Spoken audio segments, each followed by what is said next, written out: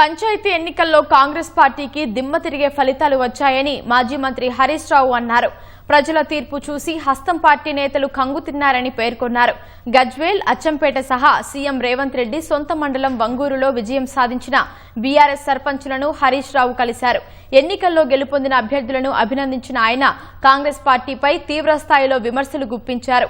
పల్లెలు అపరిశుభ్రంగా మారాయని, కనీసం ట్రాక్టర్లతో డీజిల్ పోసే పరిస్థితి కూడా కాంగ్రెస్ ప్రభుత్వానికి లేదని దుయ్యబట్టారు.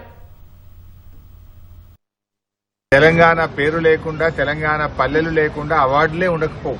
కానీ రేవంత్ రెడ్డి వచ్చిన తర్వాత పల్లెల్ని నిర్లక్ష్యం చేయడం వల్ల, పల్లెల అభివృద్ధి కుంటుపడడం వల్ల ఈరోజు ఒక్క అవార్డు కూడా రానటువంటి పరిస్థితి. ఇవాళ అద్భుతమైన ఫలితాలు, కాంగ్రెస్ కు దిమ్మ తిరిగే ఫలితాలు ఈ స్థానిక సంస్థల ఎన్నికల్లో వచ్చాయి. కాంగ్రెస్ నాయకులు మొదటి దఫా ఫలితాలు చూసి షాక్ అయిపోయింది. రెండో దఫా ఫలితాలు చూసి మైండ్ బ్లాక్ అయిపోయింది.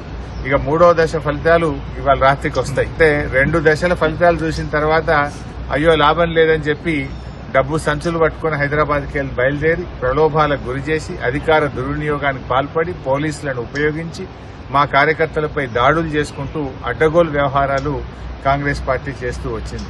ఇలా దాడులు చేస్తే సహించేది లేదు.